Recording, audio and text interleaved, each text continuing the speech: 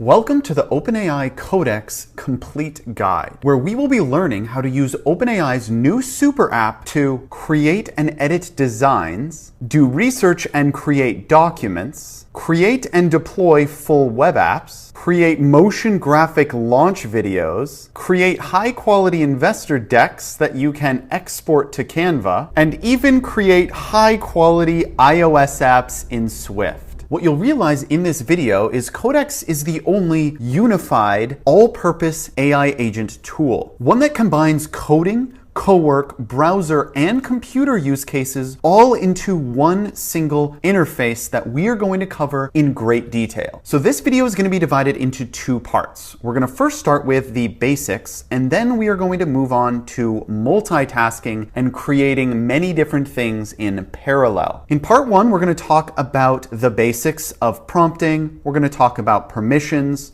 the different AI models you can use, and the effort. We're also going to talk about the main features in the app. We're going to do a detailed dive into all of the different things that you can do on Codex. We're going to talk about how to stay organized. We're going to talk about this preview, which makes Codex so useful for basically any use case. You can even comment directly on the preview to give additional information to the AI agent. We're also going to talk about how to create PowerPoints, how to create Excel sheets, and how to create documents. We're going to talk about skills and plugins. We're also going to create automations. So you can simply chat with Codex to create automations that allow you to just save so much time. And then we're also going to talk about computer use, which allows your agent to literally control your computer. And the OpenAI computer use is best in the world by far. And so part one is going to feel very linear and somewhat slow, but we're really going to dig into the basics. In part two, we're going to start to have a lot more fun. In part two, we are going to create a design for a mobile app. We're going to create a mobile app. We're going to build a web app. We're going to build an investor deck, and we're going to create a launch video. And we're going to do these all at the same time. And so we are going to dive into multitasking with Codex, because every month that goes by, AI agents are working for longer and longer, to the point where AI agents can take up to an hour or 2 hours on any given task. So in order to become effective at using AI, you need to learn how to multitask. And in this part, I want to talk about how I multitask with Codex. And so by the end of this video, you are going to be ahead of 99% of people in terms of practically using AI agents to get work done, whether it's coding or general use cases and creating documents and things for work. Let's dive into the video. Okay, so let's first start off by downloading the Codex app. So you can go to any browser and type in Codex app download. And here we see chatgpt.com Codex desktop app. We're going to click on this. The page should look like this. And here is where you can download this for Mac OS. I already have it downloaded, but just click this and go through the process of getting it on your computer. Okay, so when you download the Codex app for the first time, it'll look a lot like this. You're going to see this left side panel with these 5 options over here, which we're going to dive deep into later. You're not going to see any conversations over here, and then you're going to see this kind of chat interface that looks oddly similar to ChatGPT. And we can actually open up Arc here real quick. Here is ChatGPT. This is what ChatGPT looks like. It's very similar. You type a chat and you get a response from ChatGPT. It's very similar. So it looks similar from this perspective, but there's so much more in this application. It is unbelievable. So if I were to type something here, let's say I type something like this: hello, please search and tell me the latest news on OpenAI's new desktop app, list all the different features. Just like ChatGPT, it has built-in web search, so it'll automatically search the web and it will give me a nice response. I can also type that into Codex and press enter. Now, notice here that the chat find OpenAI desktop features showed up here in the side panel under this chats column. This is actually brand new to Codex. They added this chats column. This is because we didn't actually select which location we wanted this chat to be in. And I'll explain that right now. What makes Claude Code and Codex so powerful is that it is an AI agent that can basically control your entire computer. It can create files, it can edit files, and as we'll get to later, it can even use computer use, which means fully controlling the mouse and keyboard on your computer. And so when you do this, The most useful way to do it is to give it a specific location in which it starts out in. And when you create a project, it's going to open up your folders on your computer, right? It's going to open up Finder. And so I create a project called Codex Projects, and you can create anything you want. You can call it Riley's Codex, or you could just put them in your documents folder. It doesn't matter.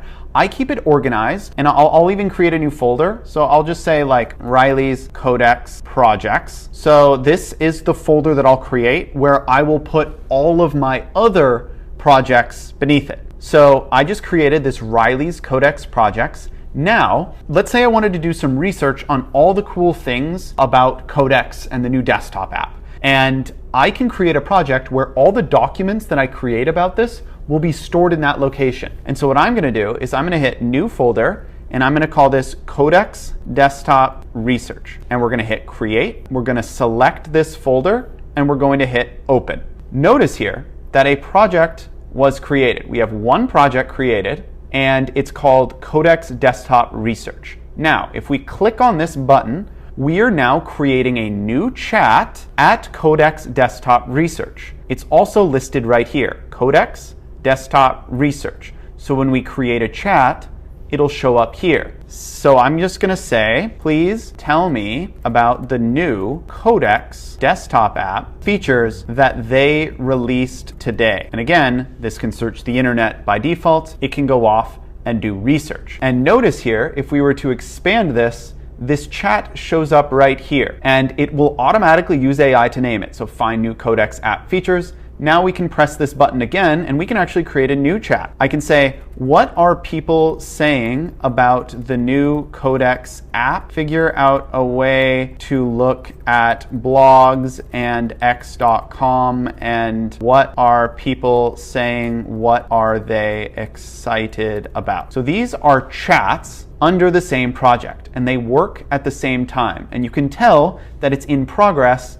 because of this right here, right? You can see that we have this spinny circle right here, so we know that we're waiting. And one of the coolest features of the Codex app and other similar apps like it is it makes it pretty easy to multitask. And so we'll know when it's done because a blue little dot, there we go, right on cue. So this blue dot popped up here. Now we know that we have like an unread message. So we can click on this. And so here we can find the new feature. And let's say I don't want to read it like this. I can say, please create a spreadsheet of the new features that you just told me. And so now what it's going to do is it is going to create a spreadsheet, which is a document, and it's actually going to store this spreadsheet in this folder right here. And remember, you can always get back to this folder for this project by clicking these three dots and hit Open in Finder, and you can see that it opens up right here. And we can click into it, and we're going to be able to see all of the files that get created.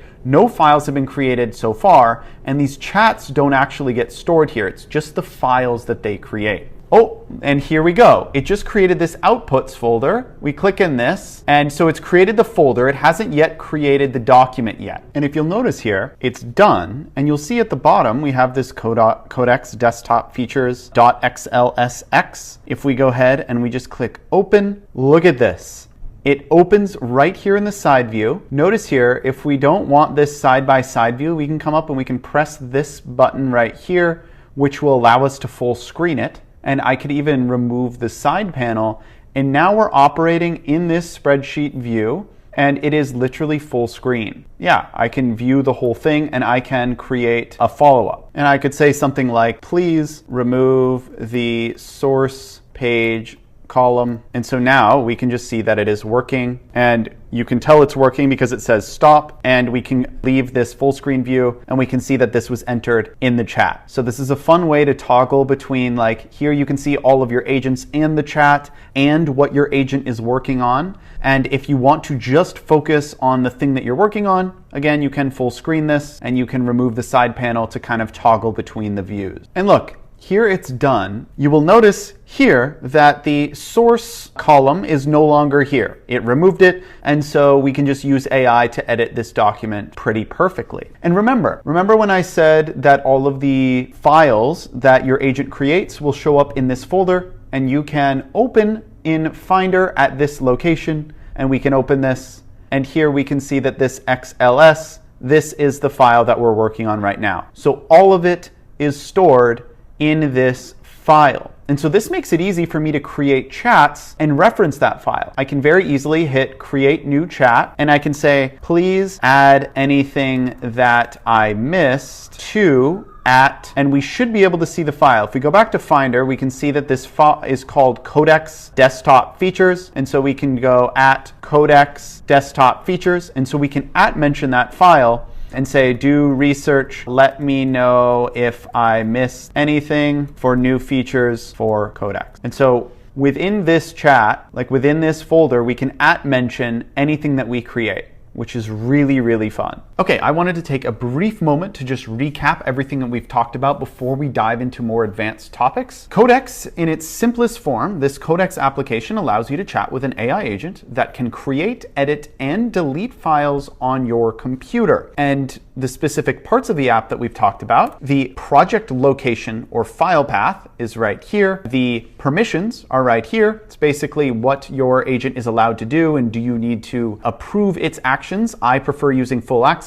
so just let it cook. And then we also have the model GPT-5.4 and the effort level, which is extra high, that I use by default. And you can type your question or answer or whatever you want to create. You can type it in. When you type it in, when you choose a file location, it'll also show up in the side panel right here. And again, your project location, Codex Desktop Research, Codex Desktop Research. This chat, whatever you type in, will be named and will be placed here in the side panel. And if we go down here, your agent can also create files, right? So it can create this .xlsx document on your computer. And so this is just an agent created file. And this agent created file gets added to this folder that you created, right? The same project location, your file created by an agent. If the chat is within this project location, that file will actually show up in this outputs folder within the Codex Desktop Research. So you can see they all get organized in this clean file layout. And then if you press this open button right here, then it opens up the file in this clean view. And remember, you can full screen this view if you want to, and you can see all of your files here. So you can actually have multiple files open, which we'll get to a lot later. We haven't done this yet, but you can see the file name right here. And so that's kind of a basic overview of what we've talked about so far. Now let's dig into some more fun workflows and more fun projects. So now I want to go over the other options up here on the top left. The first one being search. And don't worry, we'll get to plugins in a second. This is when it gets really fun. But you know how we have two projects over here? I've actually created over 30 different projects in the time that I've been using Codex. But one thing that you can do is you can very easily remove them from the side panel. And that doesn't mean you delete anything, because remember, these are all just folders on your computer and those don't actually get deleted. You just remove them from the side panel. But this search feature, what I can do is I can search anything. So I remember I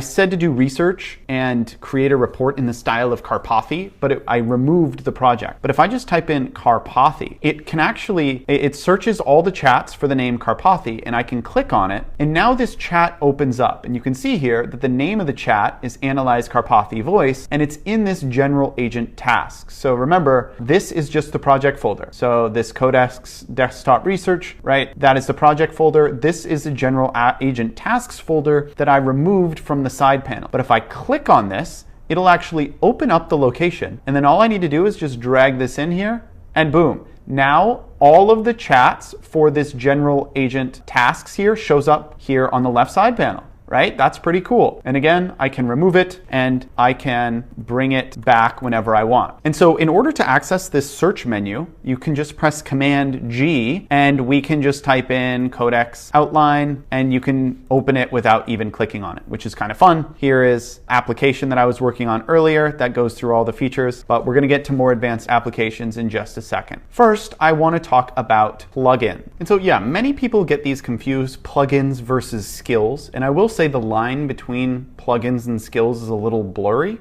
And so I actually just asked Codex to create a little graphic using my Excalidraw skill that I created, and I had it create this image, and then I exported it, and here it is. So fun fact, I generated this with my Excalidraw skill. But let's talk about the difference between skills and plugins. So skills are basically a reusable workflow package for a specific kind of task. And so you can think of a skill as a reusable recipe, whereas a plugin is the installable unit that extends Codex with more capabilities. And so you could see here, if we click on plugins, right, it's kind of weird. Right? In the Claude app, we can see that they call it the Customize tab. And then here they have skills and connectors. OpenAI has plugins and skills. If you use different tools, they have different vocabulary for each one. So I kind of just clump these together, and I personally think of them as skills. And so skills are just ways to extend the capability of the model, right? So if I wanted to say something to Codex and be like, hey, check my email and tell me all of the urgent messages that they've sent me today, right? It couldn't do that right as you downloaded Codex. You need to give it the skill of email. And so I've done that already, right? I've given it the email skill. One thing that I can give it is my Google Calendar skill. I haven't done that yet in Codex. So let me show you this. So this is actually a plugin,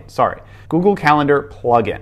And so I can give it the plugin, and so we can hit install Google Calendar, and this will automatically take me to my browser where I can sign into my email, and I can hit continue, and we can hit select all, continue. And now, once we get the verification, Google Calendar is ready, Google Calendar is now connected. That means the calendar is now plugged in. Now, if I go, let's say we go to, let's go to General Agent Task, because that's what I want to do right now. And we're just going to press this button right here. Now, we can say, please list out the events for this week for me. And I can press /. You actually wouldn't have to do this. You don't have to type in everything. The agent is smart enough to just do it. And you'll see here that Google Calendar shows up right here. And so I can say, please list out the events for me, list them out here in the chat, and we can run this. And look at this. So all of my events are listed out right here. So this is my entire calendar listed out right here. And so I'm going to say, please, can you send me a weekly recap in email? Just email it to myself, because I've set up my Gmail integration, and I can hit /Gmail, and please send me this recap to my email. And so that's all we're doing, is we are sending this to my email. So it's using the Gmail skill, connected Gmail address, and it's going to send me the email. I found the email address is my email right here, sending the recap there with the week and conflict note included. And so it's done. It said, I sent the recap to your email with the subject weekly calendar recap. If I go to my email application, I can see here, check this out. Here's the email that I got, and I use Superhuman for email. And here it says weekly, it was sent from me, and here's this weekly recap. Now, one thing that we're going to talk about, and I'll talk about more about this later, is automations. I can just say, please, can you make this task an automation for every Friday at 4 p.m. for the previous week? Okay, look, I'm turning this into a weekly automation, blah, blah, blah, blah, blah. Here it says created weekly calendar recap Fridays at 4 p.m. And so if I click on this right here, I can see this weekly calendar recap. We can see that the status is active. The next run is tomorrow at 4 p.m. Right now it's currently Thursday at 4 p.m. And it's never run before, so it doesn't list the last run. And that's what we got. And what you'll notice here, if we actually go up to automations, we now see a 1 by automations. We can click on this, and here we see the automations. Look at this. And you can actually test this automation just by hitting play, which will automatically play it, or we can edit the automation,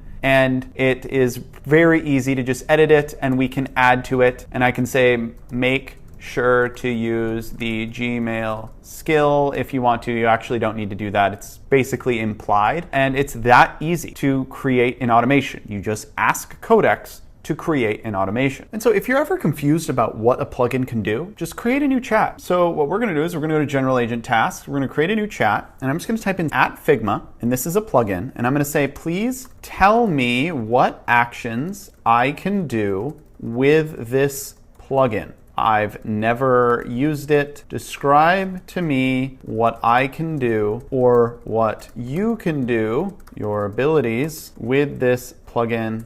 List all. So now, Figma, we will learn about the Figma plugin. And here, it listed all of the things that it can do. A very quick side note, you see this caret here after working for 18 seconds. You can actually click this, and this will show kind of its thinking behind the scenes. Figma plugins gives me 3 broad kinds of abilities. It can inspect existing Figma files, it can generate new visual artifacts, and connect Figma to your code base. And so we can just test this out right now. So I have Figma open right here, and I guess I'm just gonna create a new design, and let's go ahead and call this, because I don't see the ability for it to create a new design.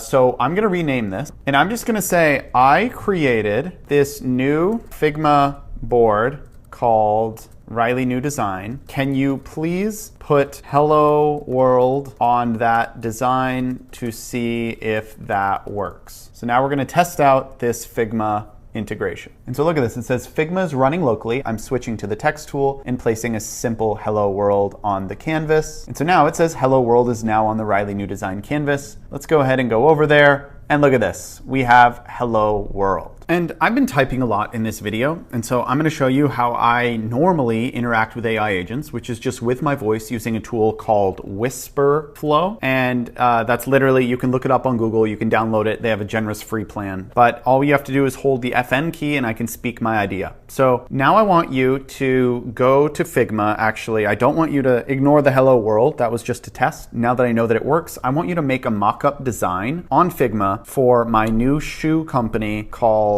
New Shoe, Nooshoo. This is a new futuristic shoe, and I want you to create a landing page for it. So do that on Figma. If you need to get an image of this new shoe, generate it using your built-in image generation tool. And take a look at this. It just generated new shoe, and it generated an image right here in the chat, as you can see here. And now it says looked at Codex. So it's actually seeing the computer use is actually checking to see if it generated it. So now I'm using Figma/generate design for Figma landing page workflow and image gen for the product art. And so it generated this without a background. Notice here, if I were to copy this image and I were to like open it up, you can see here, it's saved to my clipboard without a background. And this is a pretty cool shoe. So I'm not gonna lie, this Figma integration it's pretty much made for you to have a Figma board and convert the Figma board into code rather than like telling it to generate code and then put it onto Figma. And so there's actually a tool made specifically for that, which is called Paper, which I've talked to a lot of designers, and a lot of designers are switching to this. But what this allows you to do is you can create a new file here, and I'm just going to call this a Codex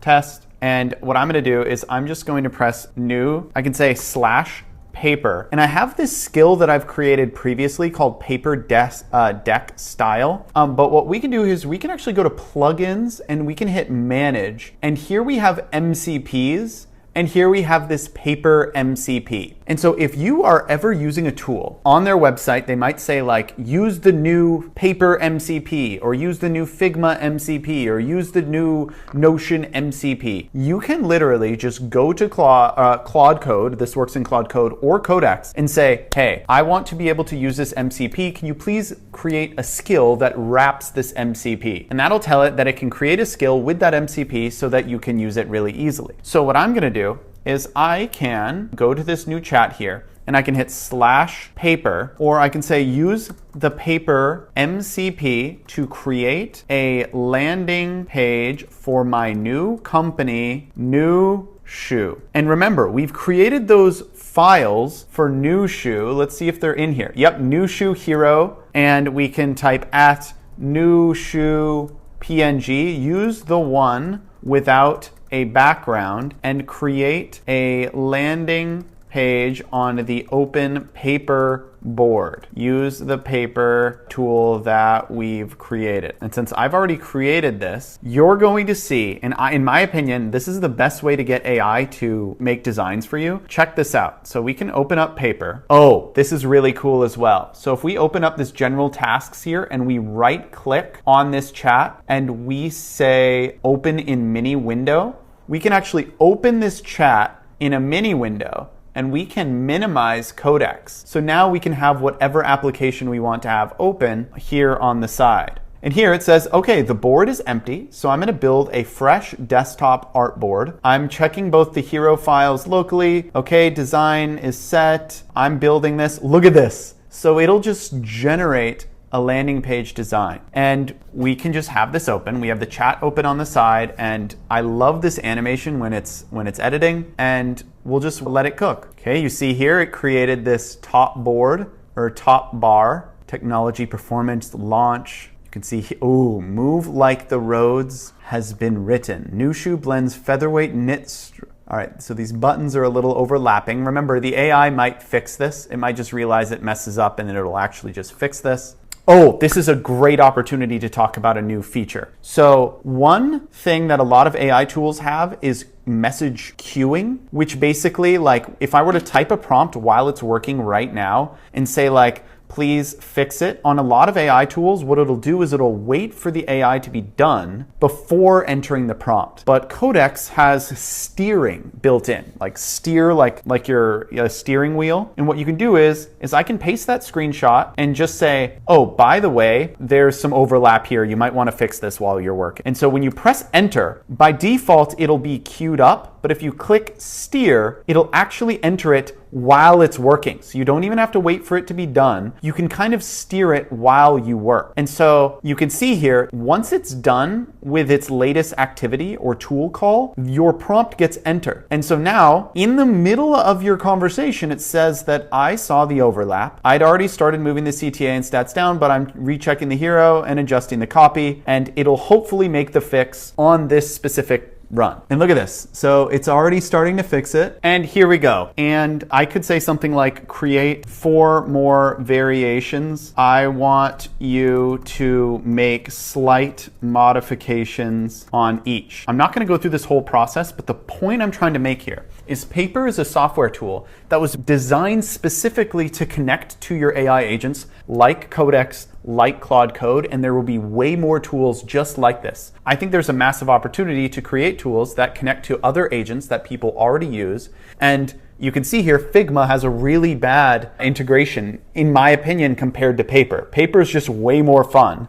And look at this. It just created this new variation, and it is going to copy over everything. And that's how easy it is. You just get AI to create multiple variations. Look at this, number 2, number 3, and number 4. Right? Making them with different background colors. It's working on them in parallel. And this tool, Paper, was made specifically to be an integration into your existing tools. And this is going to be a massive trend going forward. And so plugins are kind of pre-made for you a lot of the time. They're just built into Codex, and this list is going to get 1,000 times bigger. This tool is going to become so popular that every software platform in the world is going to be begging OpenAI to create an official plugin for them so you show up at the top of the list. The value of showing up at the top of this list for like GitHub, Linear, all of these tools, even showing up at this part right here, like Neon Postgres, like this is so valuable to show up here on this list. And so there's going to be more and more of these integrations, but it's important to realize how to create your own skill. So let's go ahead and create our own skill.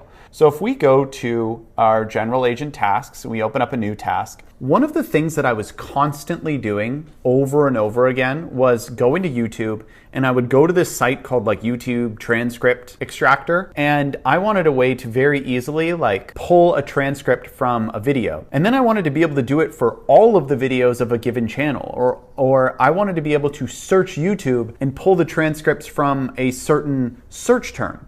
And so I looked it up. I said, hey, I want to be able to use an API. And so an API, for those of you who are untechnical, you can think of this as just like a way to use code to access certain information from other people's software. And so when you're vibe coding, a lot of you guys who follow me have vibe coded before. And if you wanted to add an AI chat chat to an application, you needed the OpenAI API, which you also needed an OpenAI API key. And this would basically grant you access to add the OpenAI technology into your app. And so this is what I'll do all the time. Like if I'm running into an annoying process that I'm doing over and over again, I'll just look up and see if there's an API for it. So it's like, I want to be able to use an API to pull YouTube transcripts. Can you suggest the top 5 for me? And look at this. It just created a list of different ones that we can use. Here are the top 5. Superdata, Transcript API,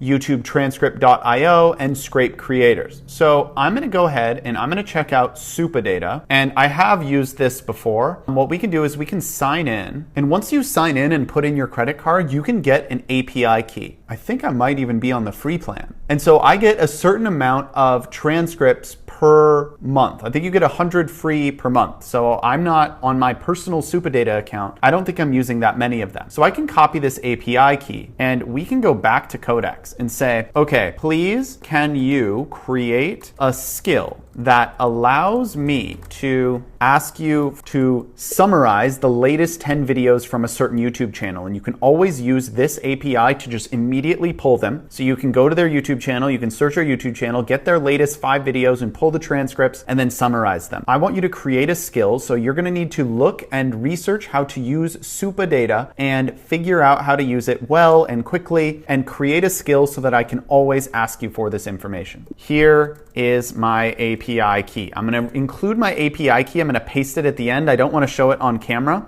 But one thing before I want to do that is you can type in skill creator and this will indicate that it should use the skill creator. It'll help it understand what it needs to do. And this skill makes it really good at creating skills. And so here is the key. I'm going to paste it, but I'm going to do it off camera. Okay, so I entered my prompt. It's now running. I'm just have this covering up my key and it's going to use the skill creator and it is going to create the skill. And then once your Codex is done working and it's created the skill, again, you go to plugins, you click on skills and you'll see it right here. And so it created the skill called YouTube Researcher. And so in order to use a skill, you actually need to create a new session. So this is the session that we created the skill in. Once we're done, right, we can just hit this new chat button and we can just type in YouTube Researcher. And so please, can you look at Riley Brown latest 10 YouTube videos, pull the transcripts and summarize them in a document. And please, I want you to inform me which of these videos did well and which of these videos did not do as well. And this should be kind of an analysis of what people are interested in. That's what I want you to look in. And then also do a hook analysis. So based on like the intro of my video, I want you to say which intros did well, which intros did not do well. And in this report, I want the YouTube thumbnails in there as well. So Superdata can also pull the YouTube thumbnail, which is really cool. Okay, so it is done. And you can see here, we see this report. If I click open, we now have this Riley Brown YouTube report. And look at this. So this is using this skill right here, which is the /docs, Word docs skill. This is,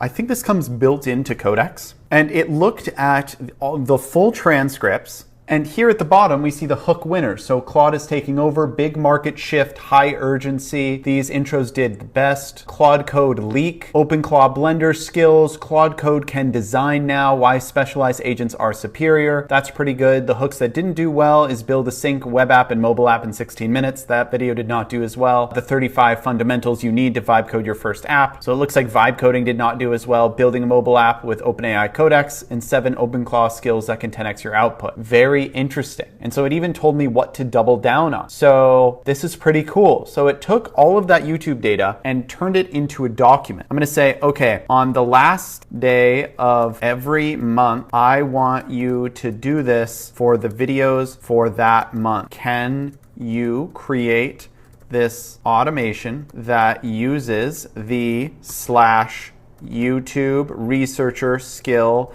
and the /Word doc to create a report just like this for the videos for that month. Make it slightly more brief and in the table, make them ordered by view count. And so now we're running this. We can exit full screen mode. And that's exactly what we're going to do here. So what we did here is we basically created a YouTube researcher skill.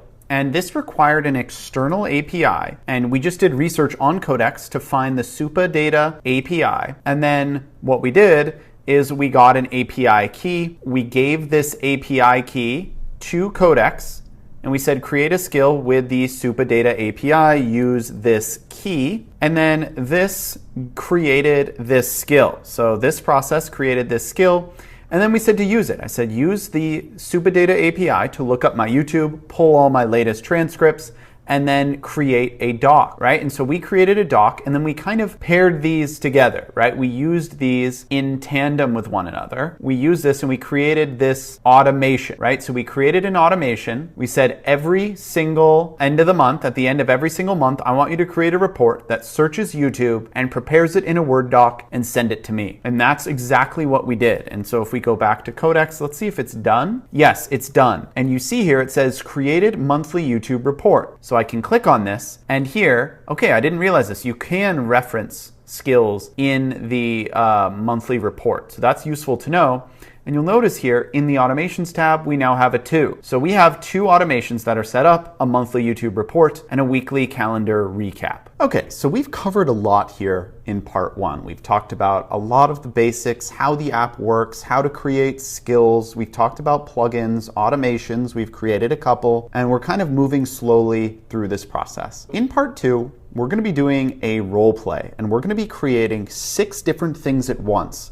And what I really want to show in this section is how to do, like, we're actually going to create a web app, we're going to create a mobile app, so we're going to learn about vibe coding in this process. But I also want to focus on multitasking. As I said earlier in the video, these agents are taking longer and longer to complete tasks. So if you want to be efficient in this new AI world, you need to learn how to send instructions to an agent, trust the agent to do really good work, and then move to a new agent chat so that you can start working on something else. And all of the best engineers and the best operators who use AI are very effective multitaskers. And they're able to just focus on one agent chat, put all of your effort into a prompt, and then once you press enter, to just check out of that task and move to a new one. So it's not even like multitasking, you're like serial tasking. Each prompt that you type in is the task. And so we're going to create 6 different things in this role play. So in this role play, my name is Riley Brown, which is my actual name, but I want to create an iOS app. So my main priority is to create an iOS app, but creating the app isn't enough, right? We actually have to do some marketing. And so that's why I'm going to be creating some ex-post automations. We also need a high quality launch video. We're going to do a launch video. I want to raise a little bit of money. I want to raise $1 million for this app. So we're going to create an investor deck. We're also going to release this launch video before this app is out, right? So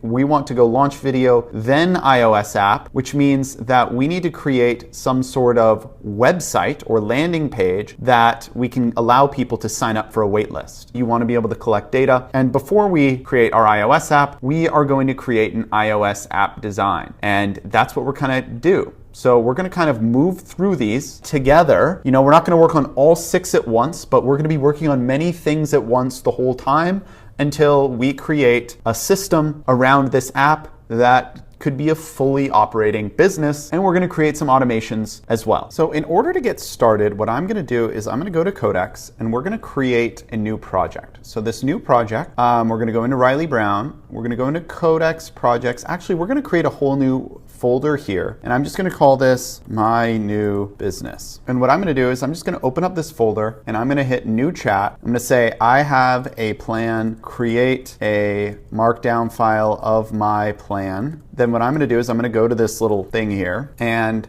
I'm just going to take a screenshot of this, put this image. I'm creating a mobile app right now and a landing page, as well as some other assets. I want to create a design for this. I just want you to outline what I've put in this in a simple markdown file. Whatever you see here, I'm also going to make a launch video with a remotion skill. I'm going to make, what else am I doing? Oh, an investor deck. I also want to make an investor deck. So please just make a simple bulleted list that I can check off as I go along of all of these items. So there should be 6, each one of the ones that are listed here. and then please at the top put my app idea. So my app idea is as follows, and I put a little info here. The app is going to be called Chorus. It's going to be a place where people can learn about AI agents. People can learn about the best agent platforms. People can learn about how agents work. Oops, we can stop it here. People can also learn about the best skills. So that's going to be a skills library that I'm going to curate that people can copy and paste into any agent and it will just work. So basically just put this in a very simple one-pager doc, don't add anything. So we're kind of just creating a plan here in this My New Business. Now, while that's gonna run, what I'm gonna do is I'm gonna create a new chat and I'm gonna say, I want to use the /mobile design skill. Now, this mobile design skill is a custom skill that I made, and I actually extracted it from Anthropic's new design tool. So if you go to claude.ai/design, they just released a new design tool that's like supposed to be like Figma. And all I did, I had it create a mobile app design. As you can see here, there's this like design, and I want to be able to use a skill just like this. So then I just asked the agent, I said, hey, can you tell me exactly how this design app worked? And it just literally worked for me. Like it just outputted everything. So I just copied all of these documents here, and then I copied the files that this new Claude design skill gives you. And then I gave it to Codex, and I literally said the following here. I literally said this. I said, I want you to create a mobile design skill. This is how Claude does it. I want you to mimic this. And then I just pasted literally everything it gave me here with all of the files. And it just created this mobile design skill, and it works really well. I'll show you. So we can go back to this. I want you to use a mobile design skill, and I want you to create the screens for this app in very basic Apple style design. We will add some flair in a little bit. I just want to get all the screens functionally correct. And so what I'm going to do here is I'm going to go ahead and run this. I'm going to go back to this Chorus app plan. We can open this here in the side view. So you can see here we have this right here. So this app is going to be called Chorus. So I can just copy this and we can just paste this app idea. And now we're creating the mobile app design. And so what we need to do is we're going to create the design first. Then we're going to create an iPhone app. We're going to create a web app, investor deck, launch video, and ex-post automation. So we're working on this right now. And by the way, I will post the mobile app design skill on the actual app that we're creating. I'm going to put this on test flight, and I'll put it on a website somewhere below the video, so you'll be able to get this mobile app design skill. You'll be able to just copy the link and paste it into Codex and use the skill for 100% for free. And okay, so while these screens are loading, we can actually get our mobile app set up. And so I'm going to go through this process relatively slowly so that you can understand how to build an iOS app with Codex. So I'm going to say, I want you to create a new project called Chorus. This is going to be a Swift mobile app. And what I want you to do right now is just make it say, hello world, this is Chorus, in simple text in the middle. Basically what we're doing is we're just getting our project set up. We're not going to do anything else. Just put this text on a mobile app and open the Xcode project when you're done so that I can run it from Xcode. And so we're going to run this. In order to use this, you're going to need two things. And you can search on Codex how to do this. You're going to need Xcode, and I will pull it up here. If you just type in download Xcode, this is Apple's developer platform, and Codex can actually connect to Xcode. And once you download this, you're also going to need to download iOS Simulator if you want to run it on a little device on your phone. So those are the two things that I have downloaded, and you're going to need the iOS Simulator for this. And you can figure out how to download this. Just ask AI. You do need a Mac for this, and you will probably need like 20 gigabytes of spare storage on your computer. So the Chorus screens are still being built, but the Create Chorus Hello app is done. And so it actually opened up Xcode on my computer. Now what I'm going to do is I'm going to change this to one of the simulators. We're going to use an iPhone 17, and we're going to hit this play button. This should open a simulator. Here it is. And here is the app that we're going to be working on. So I'm going to move this right here. Here is going to be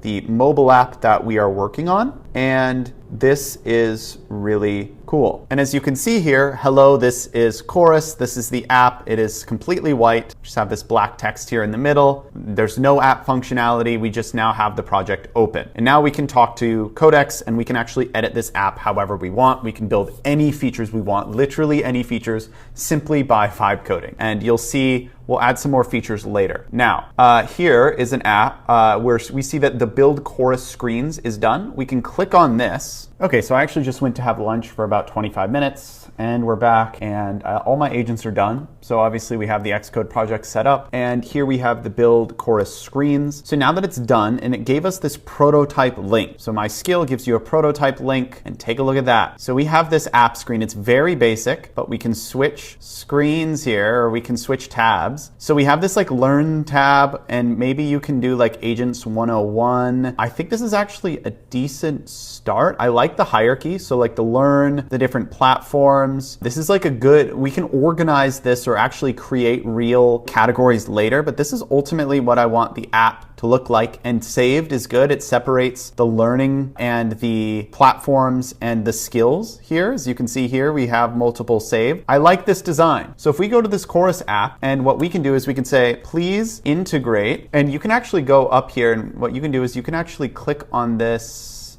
toggle files. So here we have the output. Oh, this is cool. Yeah, so now we can see we have this mobile design. So we can just say, please integrate the screens in the My New Business folder in the mobile app and just make this app have all of these screens. We will populate it with real data later and build out the experience and polish the design. So implement it now. So we've created these screens right here, and this just gives us kind of like a nice little outline. Like, okay, we can make some edits to this, but I think this is good enough to just implement. And so we can go to our plan and we could say, okay, mark the iPhone app as done, and then make the building the iPhone app as working in the works. And then also put web app and landing page in the works. Because now we need to create a landing page. Okay, so that just sent through. Now what we can do is we're gonna create a new chat and we're gonna say, I want to create a very basic web app landing page that can collect data from interested users for our app. I just wanna create the shell and basically just have a page with a title that says Chorus app. And then I want a field that users can fill out in order to put in their email and their information, except we're going to use an external tool for this. And so what I'm going to do is I'm going to go to Arc, and what I'm going to do is I'm going to go to tally.so. So Tally is a tool that I use to collect form submissions. So here are all the form submissions that I've created in the past. Here's a brand new form that we're going to create. And so I'm just going to say, waitlist Chorus, and we're going to use a template. Let's just use a template, and we can just do this right here, and we can do last name, first name, email address. Yeah, let's use this template, and we'll keep this really basic. We'll just say sign up for Chorus. We can always edit this later, but I think this is good. How do we, yeah, I think this is good. How do we make this not, okay, there we go. Done, your registration is complete. We will reach out in a few days. Okay, that's good. So now what we're gonna do is we're gonna publish this registration template. Now we're gonna go to, I believe it is share, and we can do this standard embed right here. And so we can click embed the code link. And so we can copy this code. As you can see here, it's saved to my clipboard, or we can say get the code. Yeah, I think we can just copy all of this and we can go back to Codex. I am using tally.so. Can you please put this form in the site we will design it after? Right? Because right now we are using Tally to collect people's email addresses, right? So then we can reach out to them once we actually launch the app. So like right after this video, in theory, I could put this up on the internet and I'll show you exactly how to do that. And we're creating just a website that embeds this code, which allows people to type that in. Then we're going to design out the rest of the website. And here we actually have this app is done. Oh, and by the way, for this Tally app, I said make this a React app and run it locally. React is just like a good framework for design. I actually really don't even know what it is. I just know that every app I've created has been a React app. And here we can see that it's done. So if we click on this, it should open up the app here on the side. Let's see if this works. Okay, wait. While this finishes up, what we can do is we can go to Xcode. This does appear that it is done, and we can run this again on the simulator. And here it succeeded. And here we have the app running on Swift. Learn, platform, skills, and saved. So this is indeed a Swift application, and we have these pages. I wonder, do we want these fixed at the top? We will need to make some decisions here. Oh, okay, so this is running locally. This just opened up in my computer right here. We can see that this is working really well. And so I like this style. For whatever reason, Codex likes to use this style by default. I'm gonna have it use a style that looks a lot more like this. We're gonna keep it very basic. And okay, so what I wanna do is I'm gonna go to this Chorus mobile app, right? Because here we're working on the Chorus app. And again, you can rename these chats to keep them more organized. So in fact, I'm gonna show you, you can just right click, and I'm just going to say mobile app. We can rename this to web app. We can create Chorus project plan. Yeah, we can rename this to plan, and we can even pin the plan to the top right now. Build Chorus screens, and so we can rename this screen design, so that way we can stay fully organized while we work. Hi, I want to make some changes. So firstly, the name of each page, like for instance, learn, that should be pinned to the top, and when I scroll, that should not scroll down. And so that should be pinned to the top. Right now when I scroll, the title of the app goes down with it, and it just looks janky. And then as I scroll up, the tags at the top, those should scroll, and as items go beneath the top bar, I want it to kind of fade out. And this should be consistent on every page. Right now, when I scroll down on platforms, it'll just look a lot better. And then also the bottom little bar thing that has the 4 tabs, I really like the design. Keep it everything. Just move it down a little bit, and then have, as you scroll down, have the items fade out. So the list, as I scroll down, should not appear to be beneath the bottom bar. It should fade out as it gets like halfway through the bar. I've seen a lot of apps have this design, or like right as it reaches the bar, it should like have this light little fade out, similar to how you're going to do the top as well. And yeah, we're going to run it. Okay, so once your mobile app agent is done building, every single time you actually need to hit play, and this actually rebuilds the app on the device. So now we want to test it. Let's see how this looks. We have this nice blur here at the bottom. We have a blur here at the top. Look at this. This is pretty cool.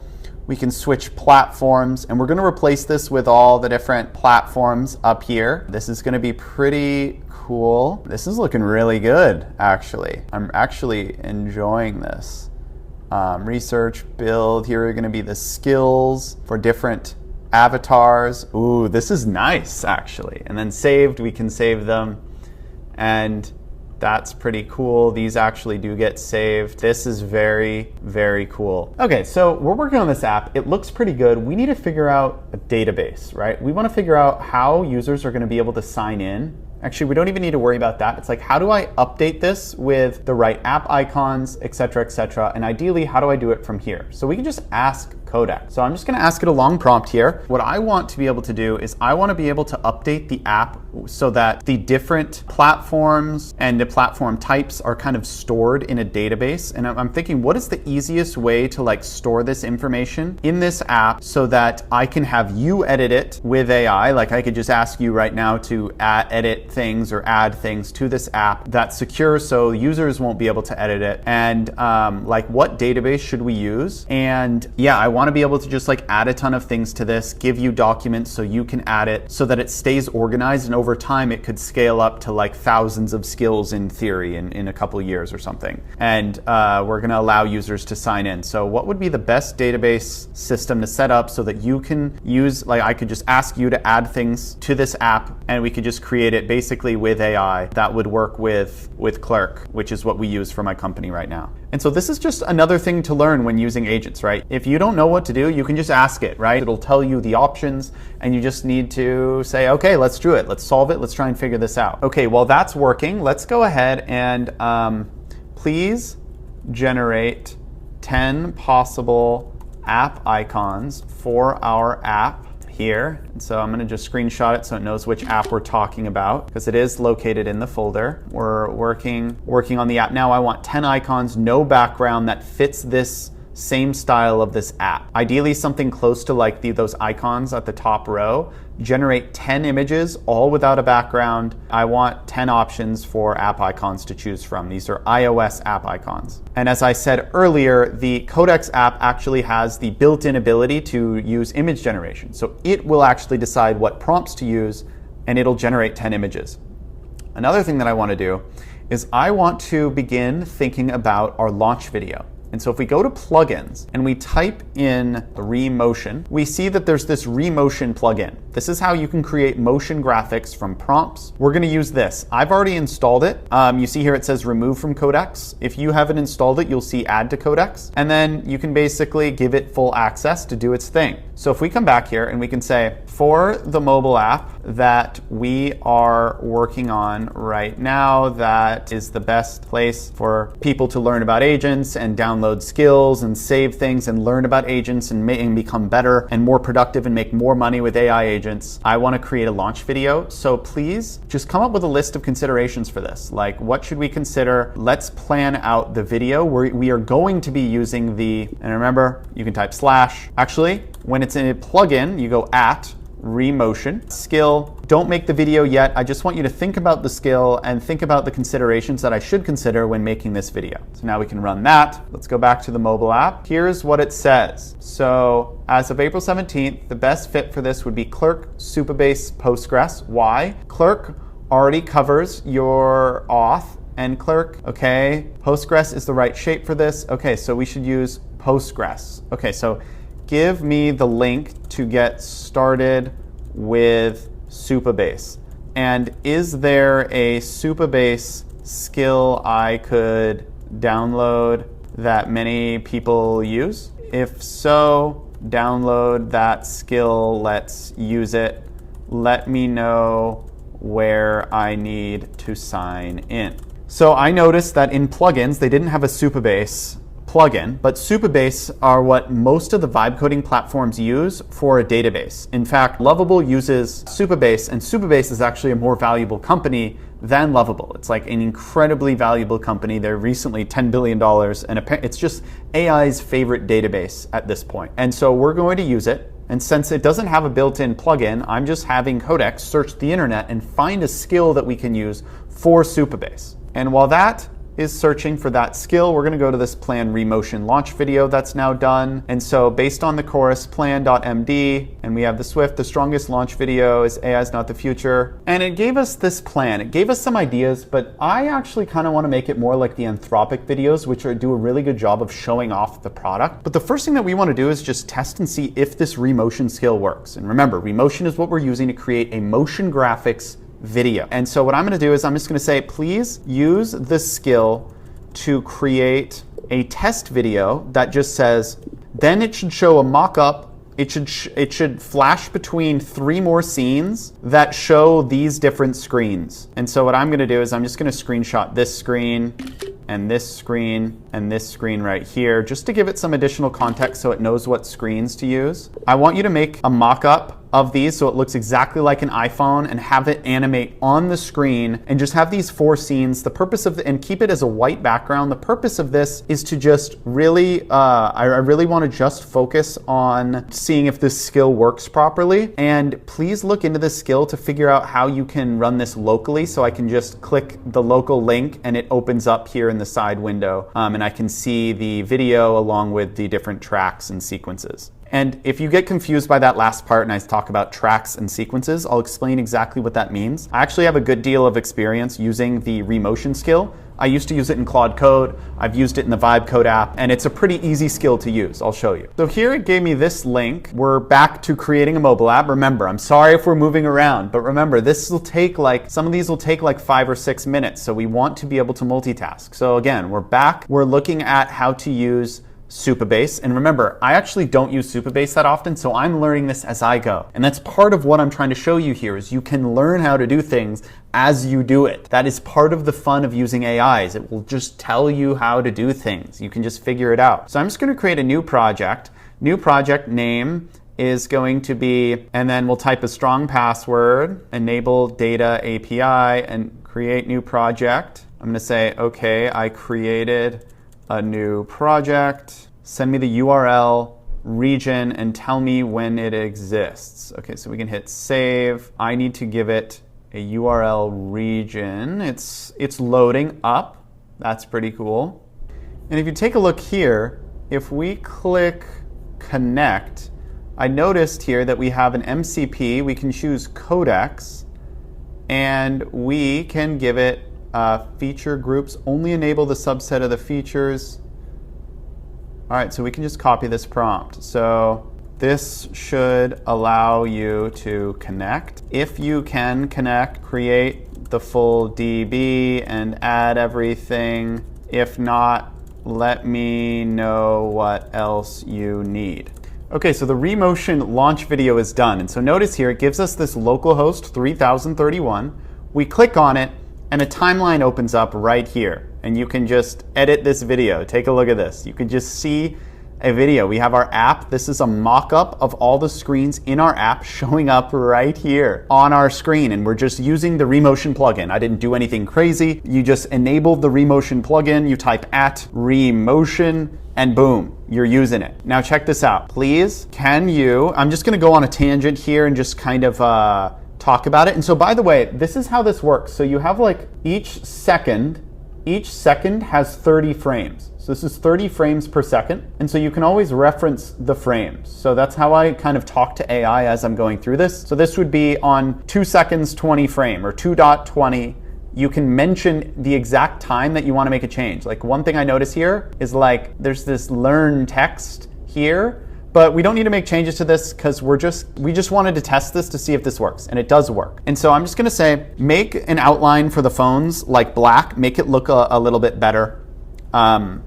Just like right now, you just show the screen. I want a little black border around the edge to make it look more like an iPhone. Now, before the first screen comes on the phone, I want text on the screen. The text on the screen should read, agents are taking over the world. Then there should be a little toggle that says learn, and it should be in the off position. Then have a mouse, and this should be black, like computer mouse, come on the screen and then toggle it to on. As soon as that happens, the first phone screen should come on the screen, and then it should scroll down on the phone and look through all of the different things that you can learn. And I want you to have 5 different things that you can learn that shows up, like Agents 101, building your first agent, learning about skills, and then come up with 2 more based on what's popular with Codex, and then we'll build the next scene after that. So that is what I want first here,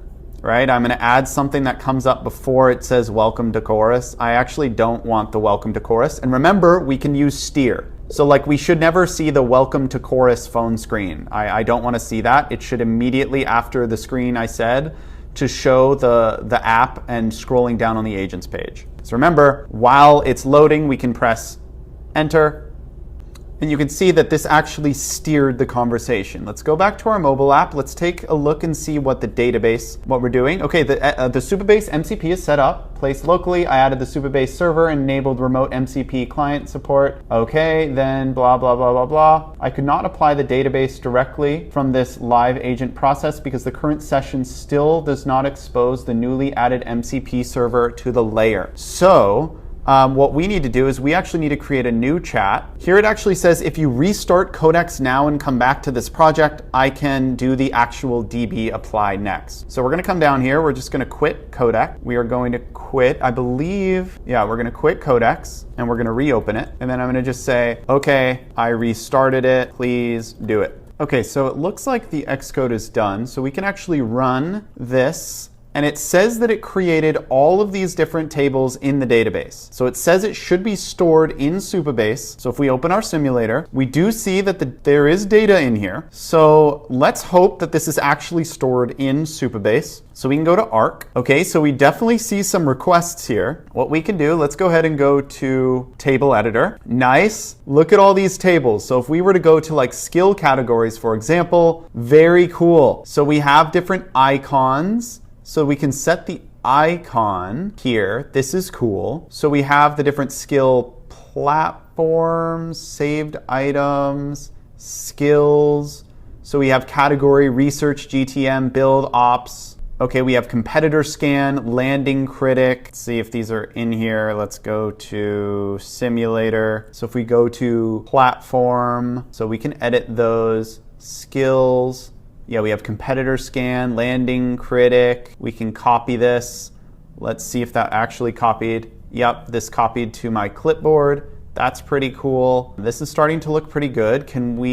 So I think the saved just happens locally because we haven't added authentication yet, but this does look like it's being stored in the database. So that's pretty cool. So we have database set up. Now I want you to go to my YouTube account, Riley Brown, and find videos where I talk about agents. Find my my 5 videos on AI agents specifically to come up with the stuff on the Learn tab. I want 5 lessons, and this means you're going to be in my own voice. I want you to fill them in, and these should be more general. I should not be specifically talking about specific agent tools. I want you to actually create a curriculum based on the stuff I've talked about, but do additional research to fill in the gaps to create high quality lessons. And remember, earlier we created that skill, which is called, I believe it's YouTube Researcher for transcript pulling. So let's go back to the Remotion launch video. Let's see how this did. If we refresh the page here and we hit play, agents are taking over the world. Notice here that the mouse missed it. Right here, I believe, view, show guides? No, show rulers. Okay, so this is a little hack with the Remotion skill. So notice here that this mouse goes, we want this mouse to go here. So this would be like 1,000 on the x-axis and 1,610. So 1,000 x-axis, 610 y-axis, and it's currently at like 1,040. So like if you can turn on these grid lines to give the agent very specific instructions. And so 1,040 x-axis, and it is on 540. The arrow completely missed the screen, the toggle, and it should be about at this location. The arrow ended up, like the mouse when clicking, ended up at this location. So I don't want it here, I want it at the location above. And so let's see. So this is actually looking pretty good. So agents are taking over the world. You click learn, and now this screen pops up. So let's go right at the 3-second mark. Then right at the 3-second mark, I want the camera to zoom in on learning about skills, and then it should zoom in on the component that has learning about skills, and then it should kind of transition to like almost like a document view. It should not be a phone screen. It should be, and then it should show some information about skills and just show like 10 popular skills. Do some research, show 10 popular skills, and each one should have some information. And so this should be more of like a full screen view that shows the different things that you can learn within that. And it should just take the viewer through the fact that you can learn about agent skills. Okay, we're gonna run that. And now if we go back to our web app, we can see that it is done. And notice here, if we actually open this in a separate browser, right? If we were to open this up in Arc, let's just paste this in Arc, you can see that the tally is indeed working. And so what I'm going to do is I want you to please make this look like the iOS app we're building. Keep the design very simple and make the design have the same exact font, have like no components, very little like subtext. I just want this to be very, very simple. I just want the design to look exactly like it, and then have like information about the app on this website. You know, you're not the best designer, so I want you to like make sure that this is designed pretty well. And like keep it simple. It should look like the app. Get rid of this background gradient, change the font to match the application. Okay. So we're currently working on a launch video, a mobile app, and a web app at the same time. So here, I'm just going to refresh this. The Remotion is done. Let's go ahead. So we can click Learn. There we go. That's not bad. Okay, so this zoom, when it zooms, I want it to zoom even more. So it should zoom all the way, and then it should kind of transition. And then notice here, the transitions are like kind of like fade out. It looks, this is disgusting. Okay, so what we're gonna do here is I'm gonna screenshot this. I'm just gonna paste this here. Okay, and then the transition should be like harsher cuts. I do not like this fade out transition. Like, make it a faster transition and just make it more professional. And then also the screenshot I gave you, this is hideous. What I want you to do instead of this is I just want you to have skills at the top. Like, just put the word skills at the top and then have like colored cards that look premium, amazing. And then have them rotating through like a wheel, like almost like a wheel animation through the screen. I'll draw something out for you real quick. I'll kind of share what I want you to create. I want this to be amazing. What I'm gonna do here is I'm gonna want this to be like, I want it to be something like this. So we'll give it kind of this sketch right here. I want it to look something like this. Okay, so it turns out I forgot. Codex is just not the best at web design. So what we're gonna do is we're actually just gonna use Opus. So I'm just gonna type in Claude here in the terminal. So this is a good use case in my opinion. If you're someone who has a Claude subscription, but you wanna use Codex, because I think Codex is a better interface, but Claude is better at design. So you can use Claude directly in here. And you notice here, remember, if we go back to our, the beginning of the video, whenever we create this project, it already, like we created this project at My New Business. And so when we go into the terminal, right, if you know how to use Claude Code, you kind of have this set up already. If you don't have Claude Code, search on the internet how to set up Claude Code. It'll take you 5 minutes. You can figure it out. And you can run Claude Code from this app right here. From the terminal. And if you don't want to have to approve anything, you can go like this.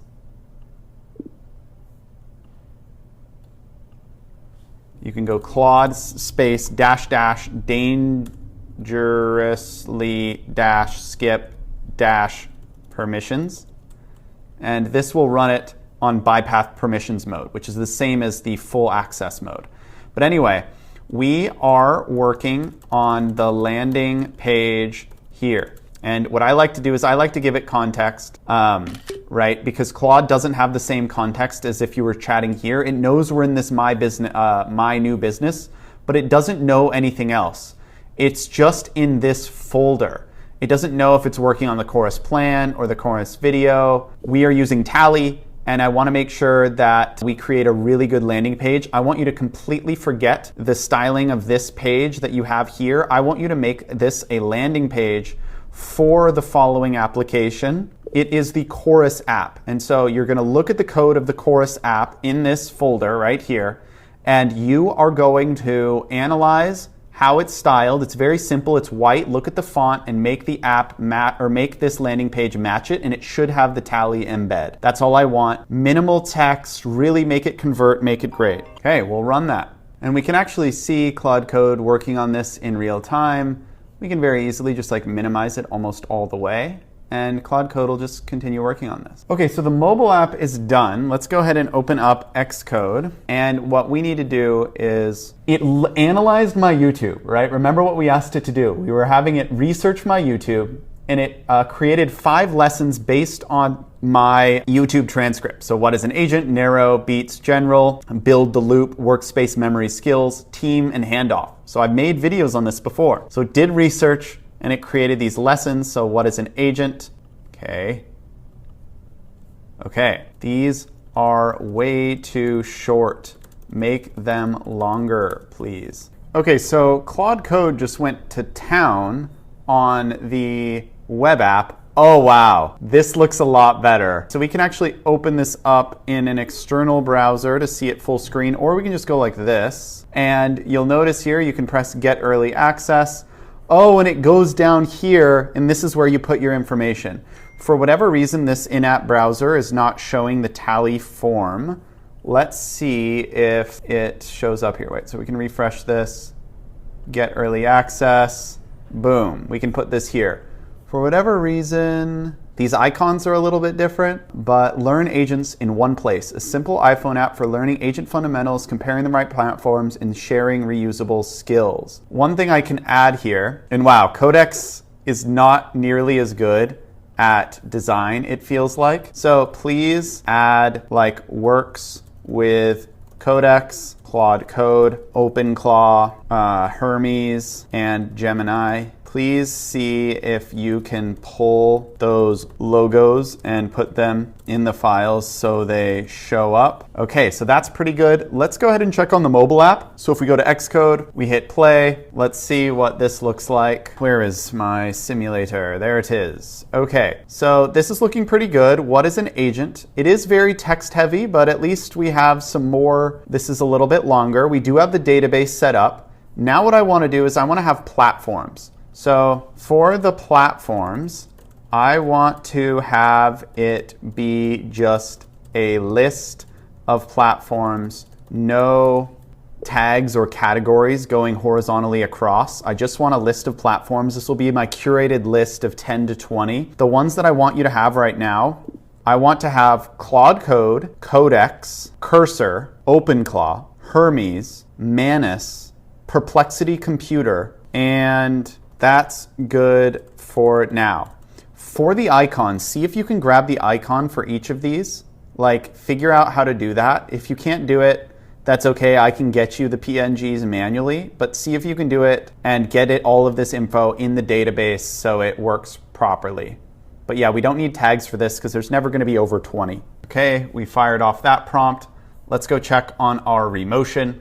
So remember, we can full screen this. This is looking pretty cool. Let's go ahead and try to play this. Okay, this is looking good. This is, it's just a little choppy, and then okay, so we have like good 4 seconds are pretty good here. So it goes here, we click learn. It kind of shows that you can learn these, and here it has some skills going by. The skills are rotating still slightly too fast. I just want them to be a little bit slower so I can read them.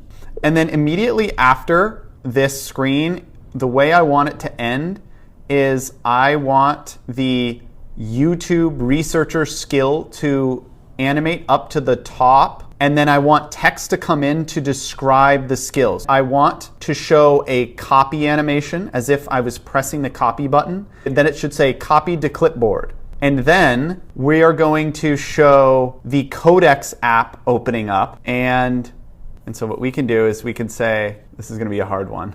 So I'm going to paste this in. Then it should show a text input area just like the one of the screenshot that I showed you for the Codex app, and then have typing in that box, and it should say, can you please add this skill? And then show somehow that that document was pasted in the text input area, and it should show up above where you're typing. So this should look like a computer, basically. Okay, so this is going to be a hard one. We're going to have to edit this a little bit more, but that's okay. Okay, so we are kind of working through all of these. We're making our way through our iPhone app. This will take a little bit. One thing I want to cover is forking a chat. So we can actually come to mobile app here. And what we can do, actually, I'm going to fork this chat as soon as this is done. So one sec, I'm going to wait for this to finish.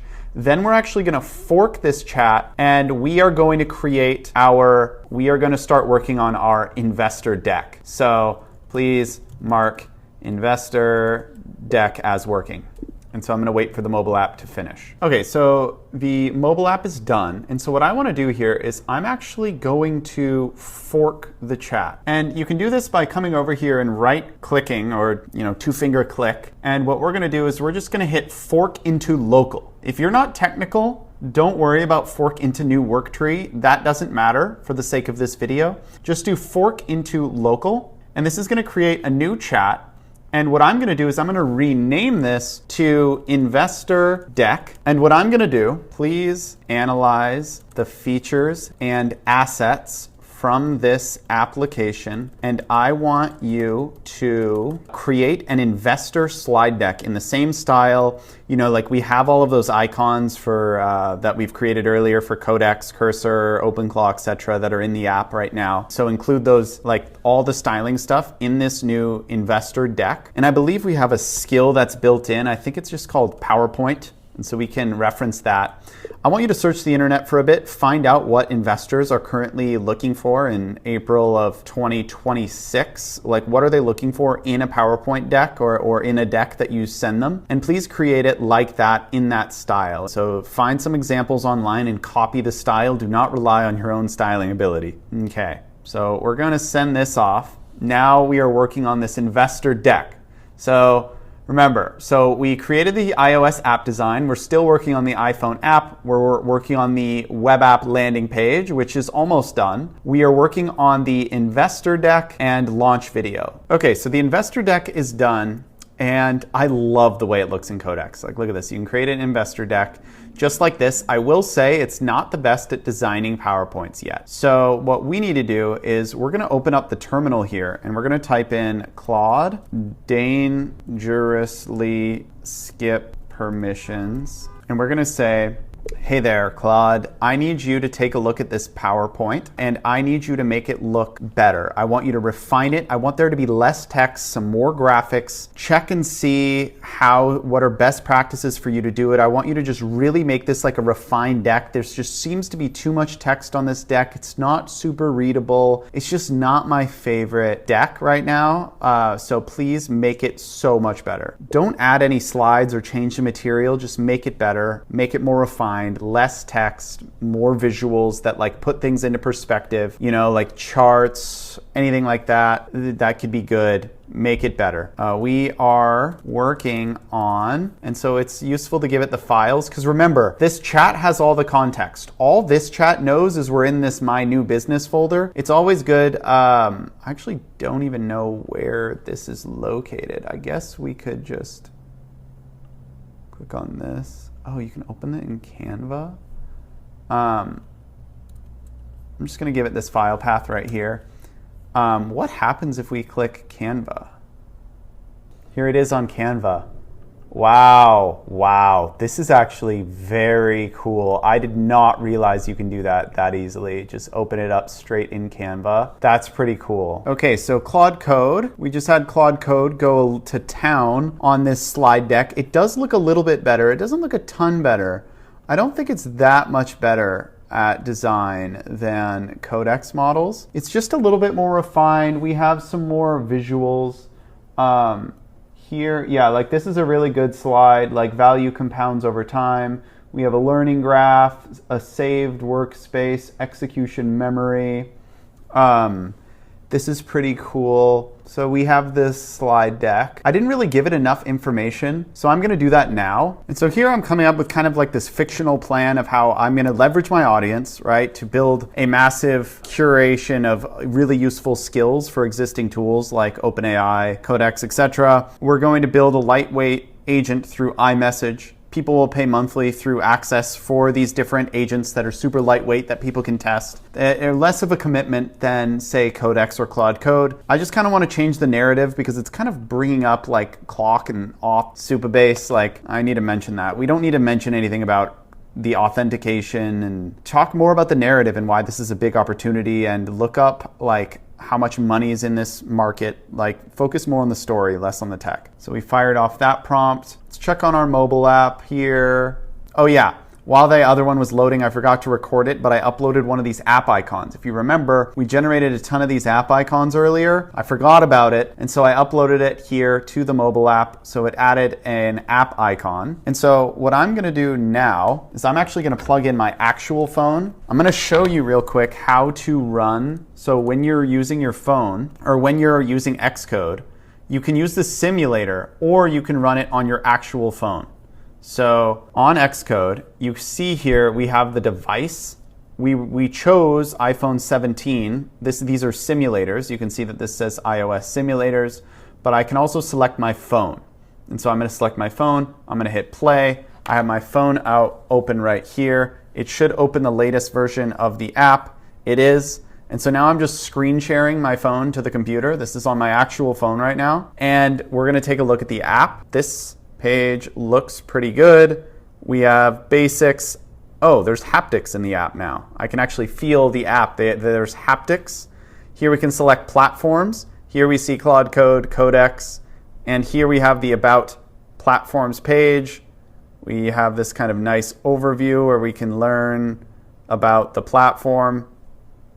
Anthropic's Claude. This is very cool. Skills. So we have this YouTube researcher skill. I believe I can copy this to my clipboard. It has a pretty cool animation. We can save this. This is actually coming out to be pretty cool. Yeah, this is looking really good. This is my favorite page. I love the actual icons. I'm actually going to make this app. I'm going to put this on the App Store. I'm going to make it really good. But this is looking very good. Now what I'm actually going to do is I'm going to say, I want users to actually be able to sign in. Oh, wait, there's this profile icon. Oh, okay, so this is not real data. And I want the user to actually be able to sign in with Google. And so what is the easiest way to do that? With that, we're using Supabase. Ignore Clerk. We don't need to use Clerk. What is the easiest way? Are you able to add authentication right now using the MCP with Google sign in? And then this will log all the users that sign in into the actual app. And I want their actual data to show up in the profile. And I basically want this app fully ready to go. Obviously, there's no payments in the app. I want you to add authentication so users can sign in. And so we can run that. And if we go back to our launch video, this is the one that we might not finish today. I'm gonna go ahead and close out of my iPhone real quick. If we hit play here, okay, that's pretty cool. It misses a little bit on the learn, that's okay. What is this gradient? That's okay.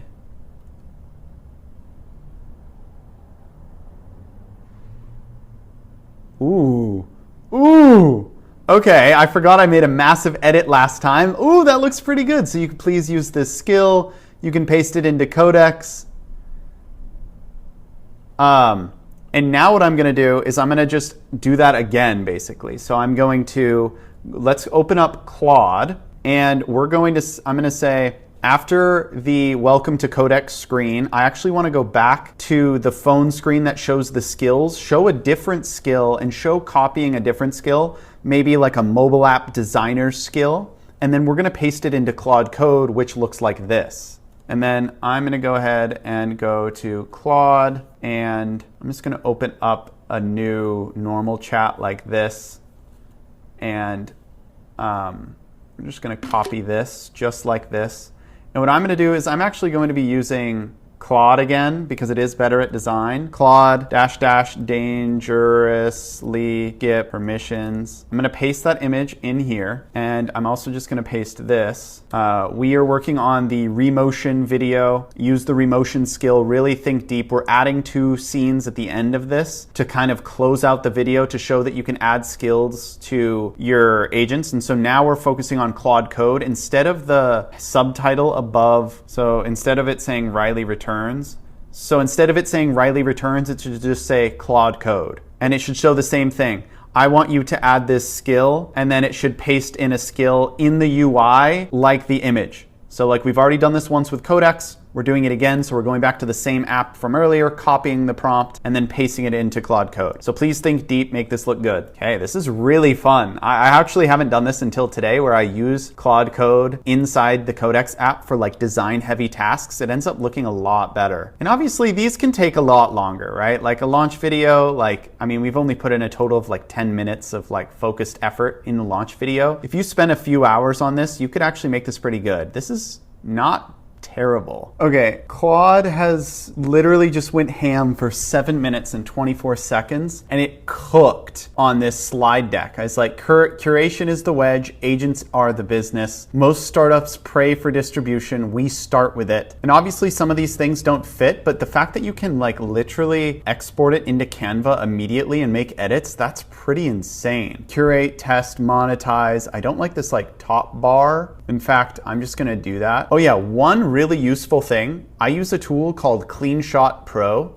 And what it does is it allows you to like immediately just like make really good, like I can just kind of go like this, can very easily just select which part that I want. Like I actually don't want any of this up here. So I'm gonna give this to Claude. I'm gonna say, please don't have the top bar. We don't need it. The big black thing that says 1.5 million followers. Simplify that. I don't like that component. Just change that. Let's just go through and make some changes here. Yeah, the top bar on all the pages, by the way, not just that one. I don't want the top bar. This one looks good. This one looks good. Yeah, this is looking pretty solid here. Oh, I like this one. Every consumer is about to decide which agents to trust. Nobody is guiding them. Yeah, I like this. I'm just gonna copy this right here. We're gonna go back to Claude Code. On this first slide, make the text, the main text at the top, every consumer, and then just change what's going on in the bottom part. Like it says fragmented, technical, and unbranded. Please come up with something else. Maybe show the phone on the right with the app design. Show that there on the right and show that there's like a course or something there or something. That's pretty good.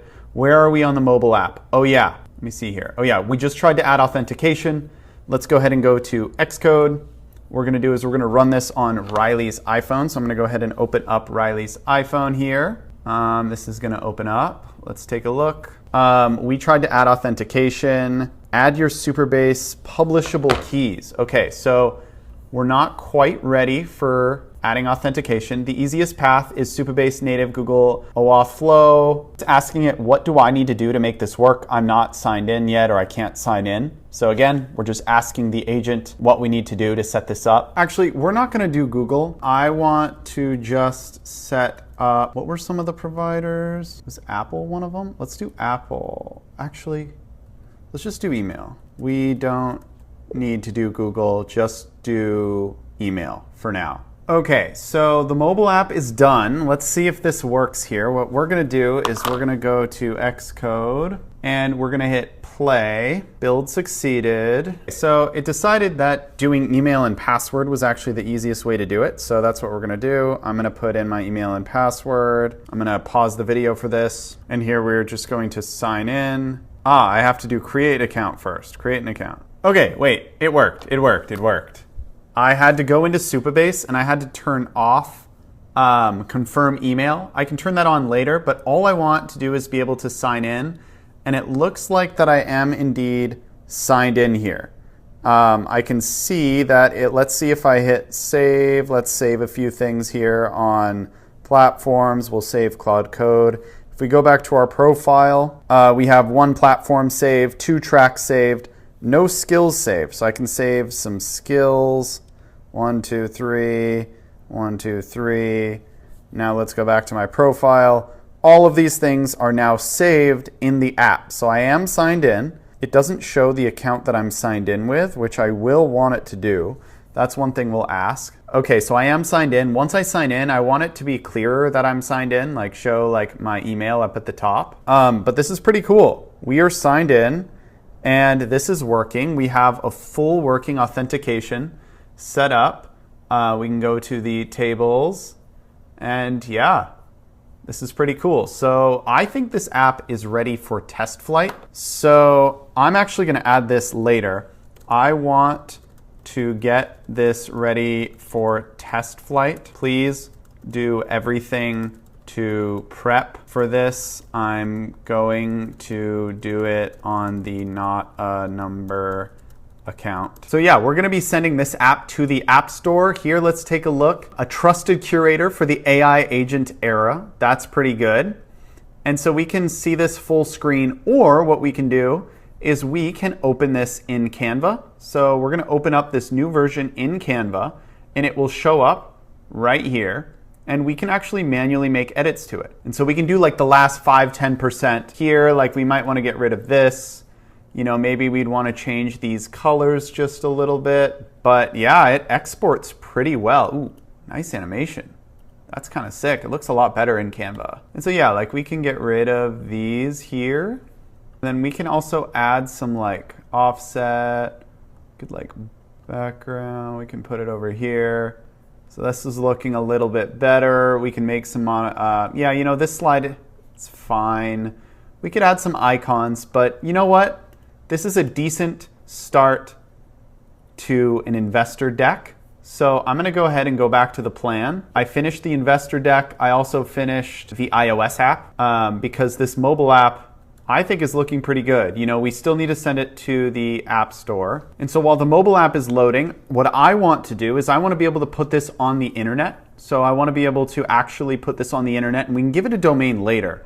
But what I'm going to do now is I'm going to say, please, can you deploy this to @Vercel and give me the public link? So we are actually putting this website on the internet, right? So this is how people can get early access. They can come to the website, and we can actually grab this link right here. Let me show you in a browser, so the actual, and while this is loading, I want to add a song to our launch video. So I'm just going to drag this song that I have. It's called Chasing Horizons in my folder. I'm going to say, please add this song at 50% volume in the launch video. Keep everything else the same. Okay, so we've created a build here on App Store Connect. Now, please put it on test flight. I'm done. Okay, well that's loading. I'm running one final prompt on Claude Code. I want to add, oh yeah, here's the music, by the way.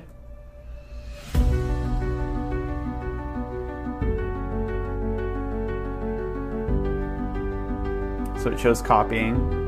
I can paste it here. It's pretty good. Some repetition shows me copying this. Boom. Now after this, I want it to actually use the skill. So we're using the skill, and then I want you to create a little canvas that shows all like 5 frames of a calorie tracking app that look really good on the same background as that Claude Code is. But remember, change the font here. You didn't really choose the right font for the Claude Code. And yeah, have a new app, like have a laptop screen pop up, just basically like a computer screen pop up that shows the different canvases of an iPhone mock-up. Okay, we're getting there. We're almost there, guys.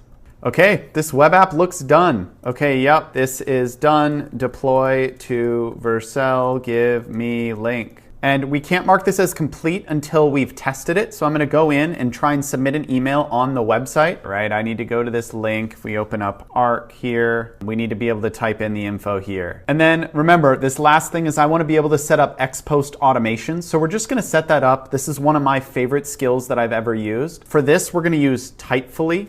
So Typefully is how I control 6 different Twitter accounts and combine over like 275,000 followers across all of my accounts. And I just need to come in here, and what I need to do is I need to grab my API key, right? Because I can just go here and I can create new posts from Vibe Coding Explain. This account has 50,000 followers, and we can use AI to draft tweets from Typefully. And so here, what we need to do is we need to go to Settings, then we need to go to API, and then we need to create a new API key. So I'm going to create one and copy it. Now we're going to come here. I'm going to say, please, can you search Typefully? And I want you to create a skill that allows me to fully control it with their new API. Their new API is V3. It gives me full control. When you search it, you might find V2. I want V3. I want full control over Typefully. And I want you to just test it right away. Test it with the Riley Brown account and use fruit emojis in your test so I know which ones are yours. In the message below, I'm going to paste my API key. Use that. Figure this out. Test it. Let's see if this works. Create the skill. All right, so we're creating a skill so we can have AI and we can set up automations to automatically use this API to schedule tweets. So here, I'm going to enter this. Now off camera, I'm going to paste my API key. I do not want that out there in the wild.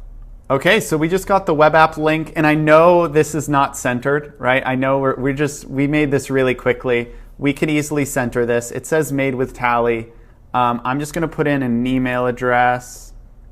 All right, so we're going to hit register. All right, so done. So now let's check to see if that worked. We're going to go back to Tally, and here we see the registration form template, one submission. We see the one submission here, and we see that it works. So this is actually on the internet, right? This is chorus-beta-2 Vercel app. So this is on the internet. We can give it a custom domain. I just haven't bought a domain yet for this. but you can actually sign up for early access right now. So we can go back to our plan and we can say, cool, I finished the web app and landing page waitlist sign up. All right, and look at this. We actually have our app. We can open our app here. This is actually in test flight. You can see that this is a real build. This is not the Chorus app. This one is the app that we downloaded to our phone, right? That we downloaded from Xcode. This one is actually a test flight link. Now, I can say Riley at, actually I forget what email at. Okay, there we go. We are signed in to our account. We have this app. It is literally on the App Store. It's a pretty bare bones app. You know, it is a pretty simple app, but we have some good information here that we're gonna add to, right? We just created the bare bones. We have it set up to a backend so I can constantly add things to this to make it a really useful app. One thing I do wanna add is an AI chat, but it has haptics and it feels pretty good. So we are done with our app, fully done with our app. Let's check on our launch video. Let's see if Opus is done.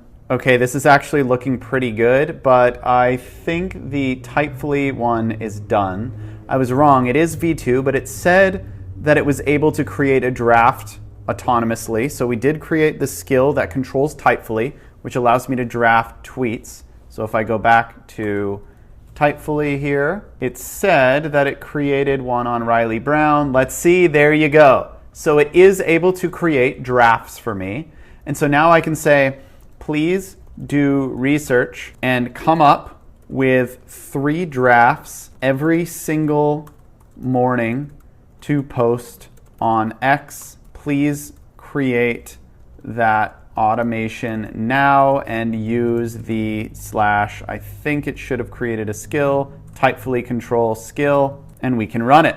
So we just created the automation. So we are done with this. I just finished the X post video automation. So all we have left is the launch video. We need to go to the remotion screen here. Let's see if Claude Code is still working. It looks like it's done. Let's take a look. Let's watch the video. Let's see if it's good.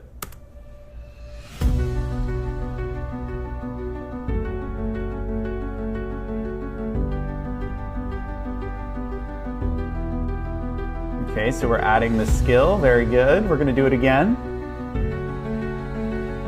Boom.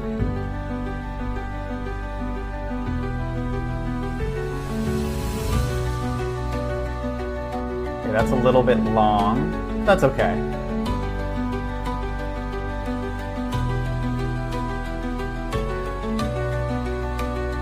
Okay, we got this app laptop opening up and it created the designs for the app. That's pretty sick. And then, boom. There you go. It's kind of sick. Obviously, there's a lot more we can do. We were multitasking, but I think this is actually a good first draft. We can continue to edit it. I will say Claude Code is significantly better at designing. Codex just wants to use these like really clunky design styles. I cannot wait for them to get a model specifically for design. I think that'll be really great. But we're good. And as you can see here, automations just turned to 3. If we go to, we can see that it created these morning drafts here. And here is the morning draft that it created. And we have 3 automations ready to go. So that's what we've done today. Whew! This was a long one. Yeah, we covered a lot. I'm just gonna, just so we finished the launch video. Okay, yeah, and so there you go. We are done. And all I wanted to illustrate in part 2 of this video was that you can multitask to create really cool things. If you ever get stuck, just ask the agent. If you ever want a skill, just ask the agent if you can create a skill. Maybe you'll need an API key to a tool you already use, maybe not, but you can just ask the agent to create a skill and you can download it. And they have a lot of plugins. They're going to continue to add a ton more plugins. So you're going to basically be able to all of the tools that you already use. And it's only going to get easier from here. I highly recommend to just take everything that you do in your job or in your business and try and figure out how you can automate as much as you can. You know, if you have a software company, try and create a launch video every week. You can just launch on Instagram or on Twitter every week. You can create Instagram videos. You can create graphics. There's a ton of things that you can just do and experiment with and figure out how to use Canva with Codex. There's so much that you can do on these AI-powered super apps, and they're only going to get better. Anyway, thank you guys so much for watching. Please hit subscribe and like this video. It helps me out a ton. I will put the app that we created, right? We have the app that we created. By the time you see this video, it should be on the App Store. You'll be able to use it for free. I'm gonna load it up. I'm just gonna keep this as my notes for all of the useful tools that I use. So I'm actually going to put all of the useful skills and all the platforms that I'm testing out on this mobile app, and it'll be on the App Store. So check that out if you want. Anyway, thank you guys for watching.